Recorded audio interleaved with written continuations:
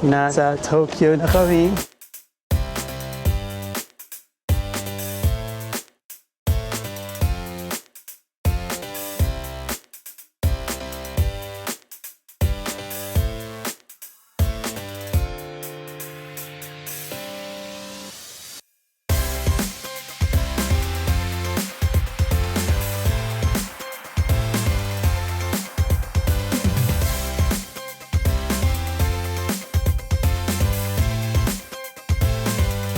Hi! So, nandito na kami sa Shibuya Crossing. Tapos, papunta kang Hachiko, dumaan kami. Super daming tao. Tatry namin yung Shibuya Crossing, back and forth. But kanina super dami ng tao ngayon. Kasi I think tapos na yung office. Okay, let's try.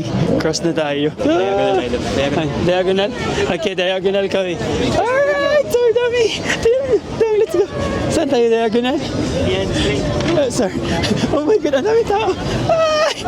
Tingnan niyo! Super dami! Super dami! Lang! Wow!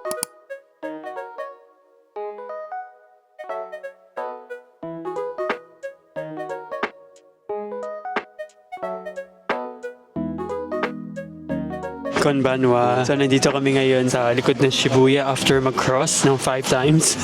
And order kami ng yakitori, yung parang barbecue nila. After ito, punta kami ng reserve ng Starbucks kasi super ganda nun.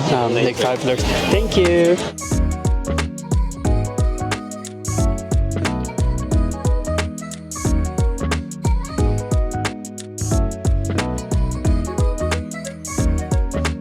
Dito na yung food namin. Nag-order kami ng chicken skin, yung yakitori na assorted, yung onigiri ni Matthew, tsaka yung gyudon na inihaw, tsaka gyudon. Let's try ko yung chicken skin first.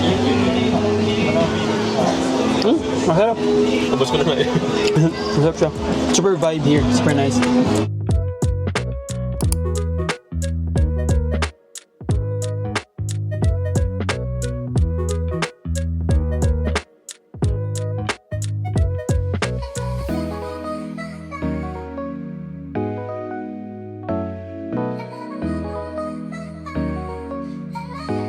Dito na kami sa Starbucks Reserve sa Tokyo. Oh my God, ang ganda here. Tapos nasa labas kami. Order kami ng sakura na croissant. In-order namin na coffee. Seasonal siya. Yung parang sakura latte. At ito yung pinaka-pretty. Like for me personally, na napuntahan ko.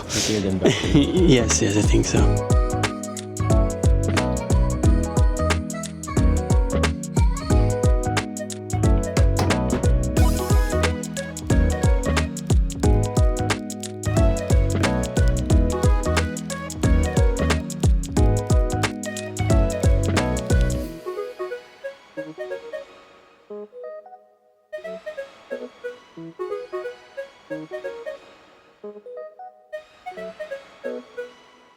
Good morning, good morning, good morning. It's someone's birthday today. Happy birthday! Today, pupunta kami ng Team Lab Borderless. After that, punta kami ng Harry Potter. We'll see you there!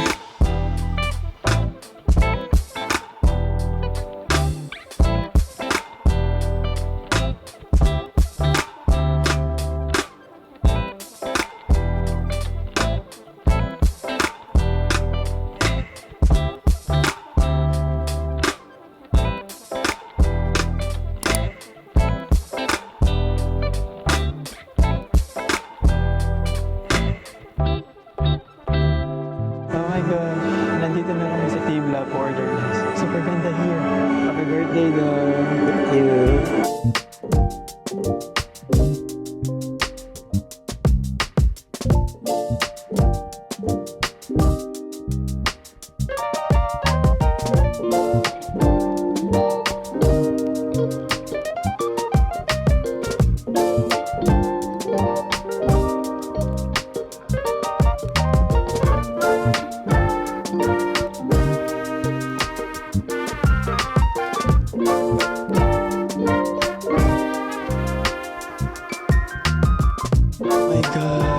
Just OM to the G. Super nice. Oh my God.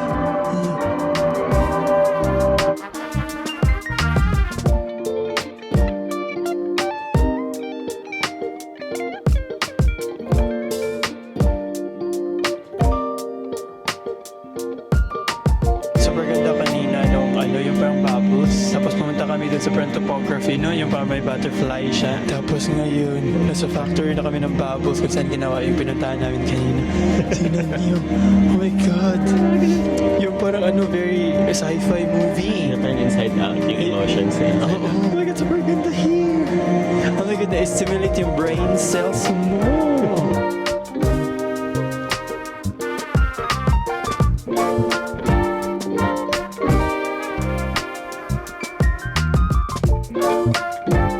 Dito kami sa sketch room. So, pag nalabas siya sa squid na lumalako yung mga sea creatures. Seahorse. Turtle. And yung turtle siya. Kakalayan muna namin din. Let's see kung ano yung kakalabas natin.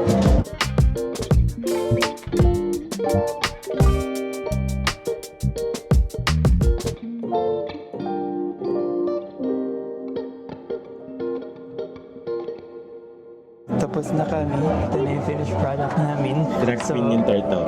Happy birthday, Tam. So, i-release na namin sila sa Wild. Oh my God! Super fun experience ba yun? Na-release na namin sa Wild. Tapos, tingnan, andyan siya. Andyan yung seahorse ko. Hinahanap namin kay Matthew kasi natin mahanap yun sa kanya but na-release na. Ayun ni. Lalab, magkikita sila, love. Oh my God, magkikita sila, love. No, iniwasan mo.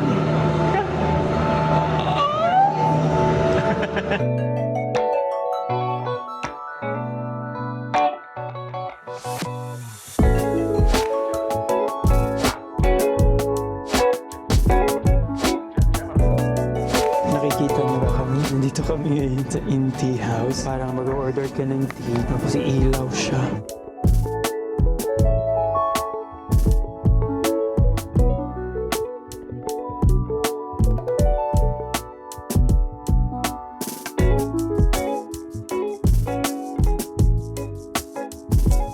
Nandito kami ngayon sa Infinite crystal. Infinite Crystal. Oh my God, look at that! Sobrang ganda! Ang bango din na. Oo, ang bango! Ah.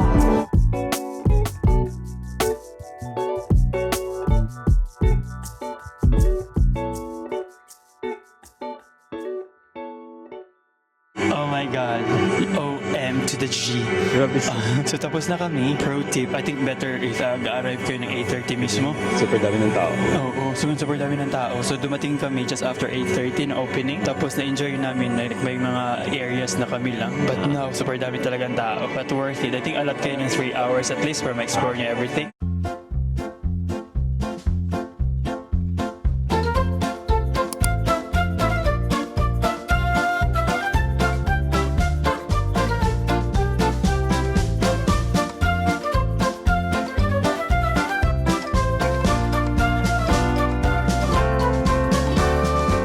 Nandito na kami ngayon sa loob. Super laki ng area. First month lang yung pagpasok namin. Tapos yung nabili namin sa Klook is meron siyang free headband. So nag-try kami. Antay na lang kami ng 30 minutes kasi tour namin is 2 o'clock. Let's enjoy, guys! Time na ata.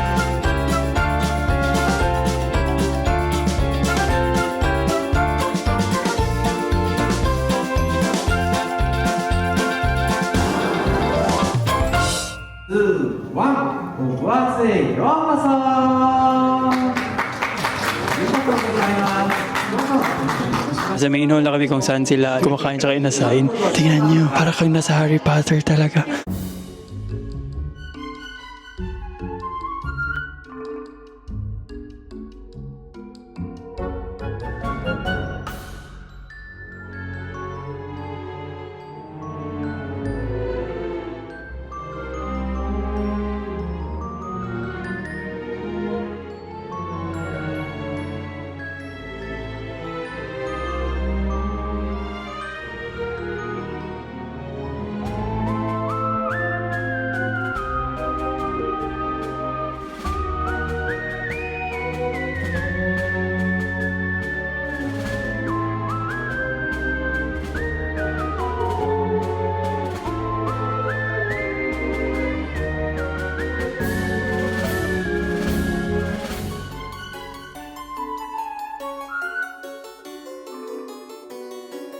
Nandito kami ngayon sa Forbidden Forest. Pagpasok namin, parang kami na-shock kami kasi super ganda ng set. Yung parang totoo yung mga trees, yung mga trunk. Then nasa gilid namin is si Buckbeak tsaka si Hagrid. Ang laki pala niya in person.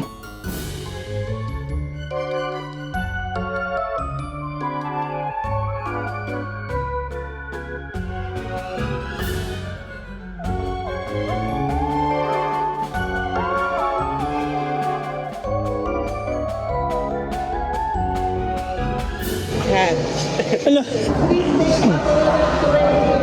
Wala naman.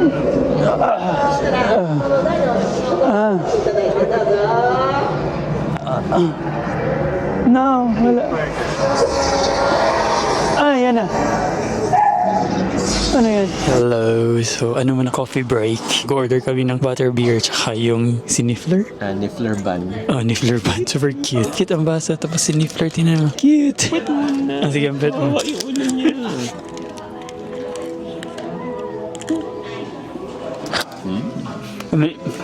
Virgin. Really?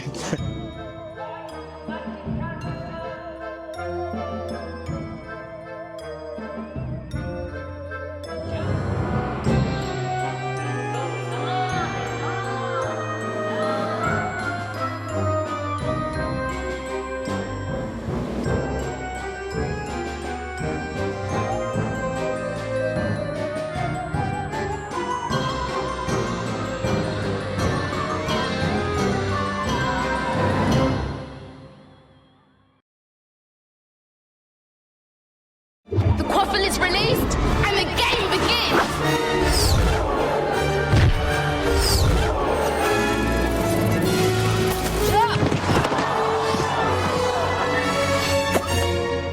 He's got the snitch! Harry Potter receives 150 points for catching the snitch! Gryffindor wins! Hello! It's dinner time. Naka-unlimited kami. So, minimake sure namin na makuha namin ang money's worth. But hindi naman yung over-over na nag-order. Yung kaya lang namin tapusin. Happy birthday daw!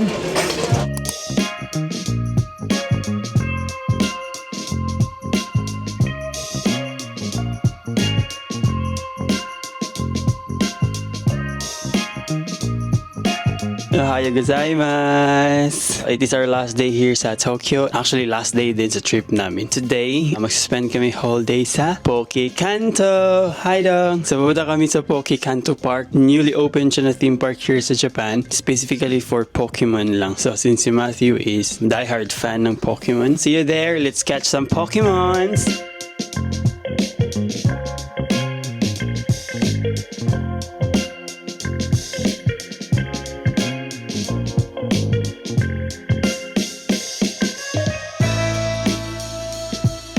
We're finally here. Nandito na kami sa Poke Park Kanto entrance. Medyo mahaba yung train namin. A tip, don't follow yung Google. Kasi pagdating nyo sa station, sinasabi niya na maglalakad kayo ng 2.6 km, which is about 30-minute walk. But meron palang bus. Oh my God, excited kami.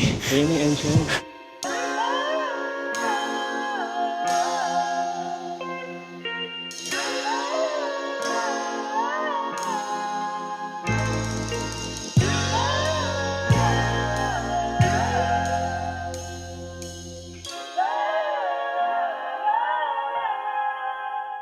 Oh my gosh, we finally made it sa inside after nag-queue kami ng 1 hour. Nag-try kami mag-book kasi nga paunahan, may mga lottery pa kasi time slots. Ay, naubos agad yung isang, Yung Pokemon Play. yung playhouse, super aga, like mga 5 minutes lang from our queue until sa slow, but wala na.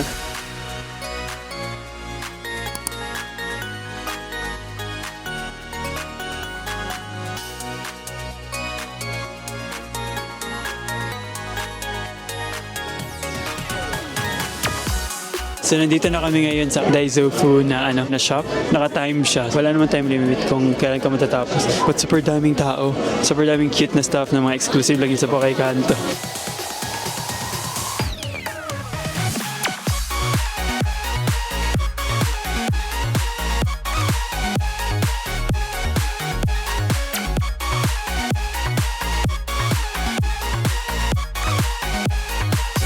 after here, pupunta na kami sa forest. Yung mga nakalagay sa wall, yun yung makikita daw namin sa loob. So, excited kami. それでは夢と冒険とポケットモンスターの世界へレッツゴーいってらっしゃい Oh my God, nakakasira ng bait dito. Super cute. Super cute. Ang dami. Pinakamadaming Pokemon na nakita ko ever.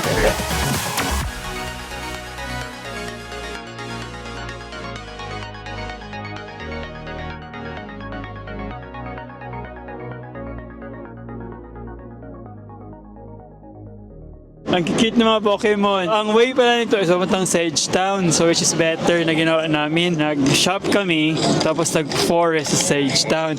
I think yun yung pinaka-the best way kasi para maximize mo yung time kasi super daming pila every, kahit sa shop, super daming pila. Funnily enough, mas marami ang adults dun sa kids here.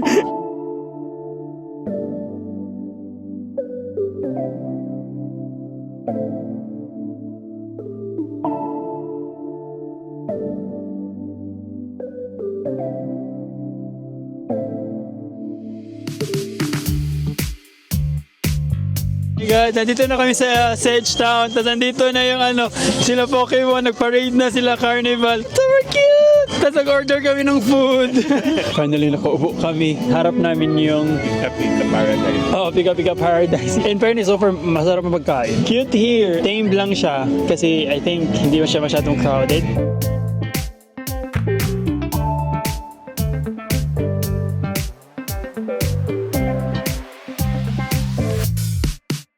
Nakapila na kami here sa Vivi Voyage. Super excited me. Dito kami kay Evie. Oh my God, nag-start na kami! Evie!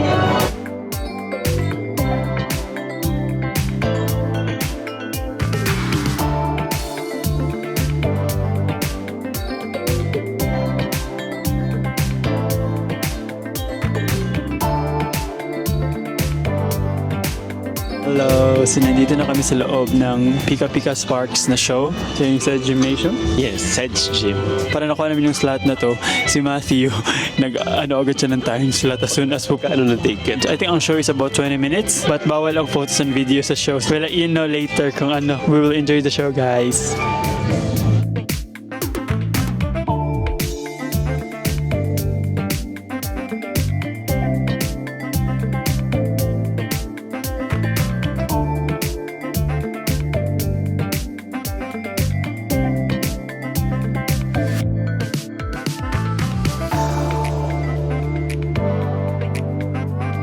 Oh my gosh, tapos na ang show. Super saya. So basically, sa nung una, yung before pa nag-start talaga ang show, nag-DJ na Pokemon. Ay, nagda-drawing. Was that Pokemon? Oo, nagda-drawing yan, hosted Pokemon. Tapos, yung show mismo, para isang Pokemon, tapos nagiging 5 sila, yun yung understanding. Tapos parang naano sila ng Team Rocket. Ang napansin ko dun sa show na yun is wala siyang dialogue. Ang dialogue niya sila sa Pikachu lang. Super fun siya, like super worth it.